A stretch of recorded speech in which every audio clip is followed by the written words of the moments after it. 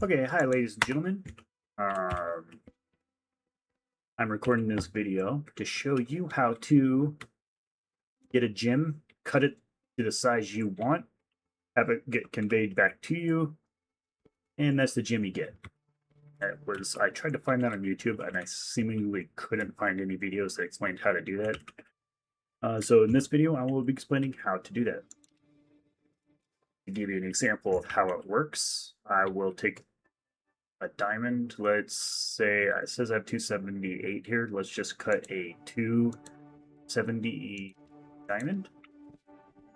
What will happen is that will get magnetized out. We'll run through this process here. It will cut the 270, split it off here, and send it forward. The rest will go on a return line back into the gem compressor.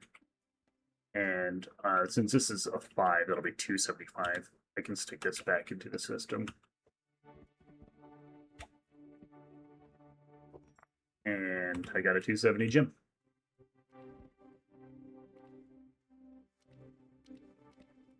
Up to 2,000, so I'm going to just constantly poop out gems.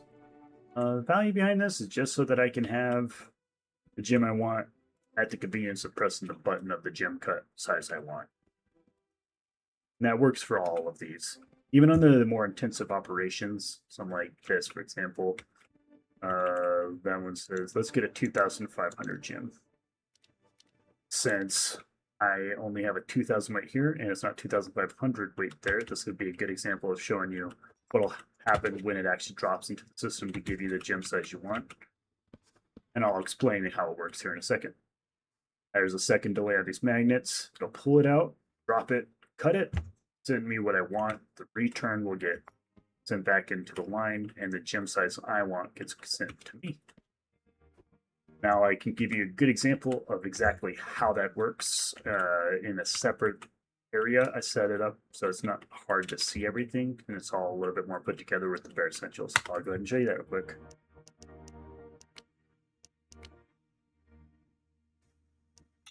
I'm going to run it through two different ways of showing you. First, I'm just going to show you so you can do it if you just want to copy and don't care about understanding it.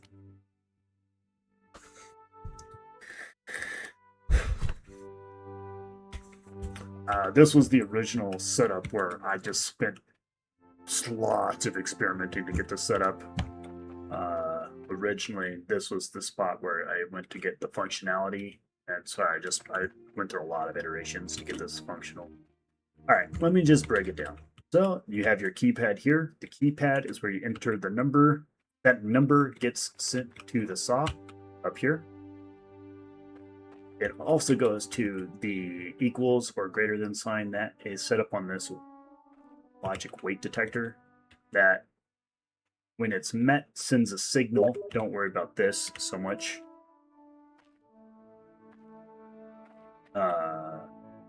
Don't worry about this so much. This is strictly for aesthetics. Right here, this weight gets sent, this code gets sent into a T. So you have number pad, weight reader goes in here to a T to two separate lines. One of those, the T, the first T, which is important, is this metronome that gets from the A minus B sign being connected to the output here. And both of these are a minimum of 3 length because both sides need 3 different attachments. Arrow, logic, stopper. Logic, arrow this way, timer, and those are connected together in a T afterwards. Those both, and they can both, you could connect one into the line in both, as long as they're connected into these magnets here.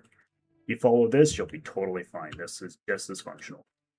They connect back into these magnets, and that is the setup. If you want to understand how it works, I'll explain it real quick. So this signal gets sent into here. When it matches, it sends the output through here. You'll notice this output can't receive a signal this way. This logic switch counts as a 1 signal being sent.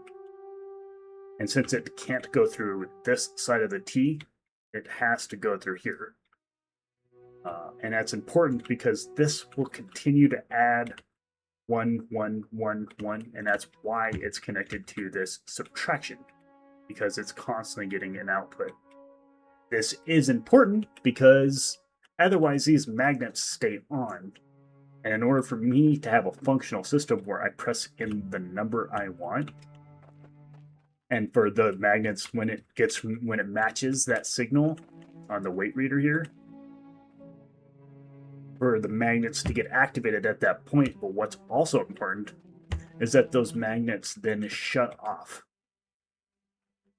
And I tried a bunch of different ways to do that, and this, with the help of this subtraction, allows that to be possible. So it will send this signal through here,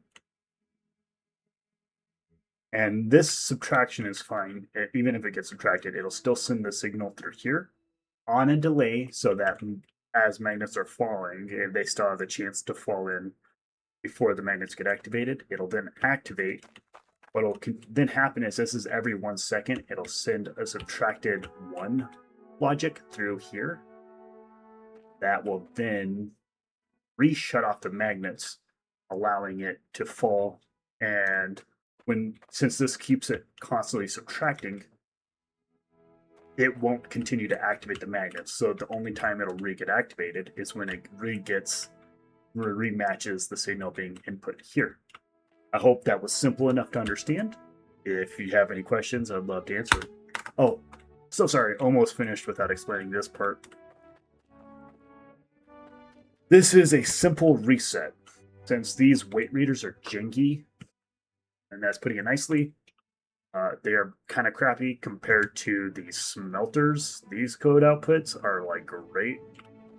These kind of suck a lot compared to those, but you got to work with what you got because those don't work on gem compressors.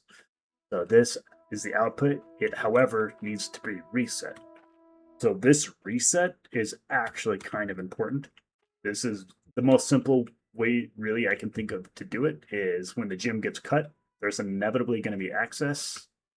The way this cutter works is it poops out the gem you want on this conveyor, and then on this conveyor is the reset that you should feed back into the gem compressor. But it will then work as a reset signal here. So this self-resets itself, but it also, when the crap comes through the line that gets eventually put back into the compressor, your recirc line, it will send a signal to reset your weight reader. When your weight reader gets reset, you can then re-see what you have back in your line. That's how this works. Thank you.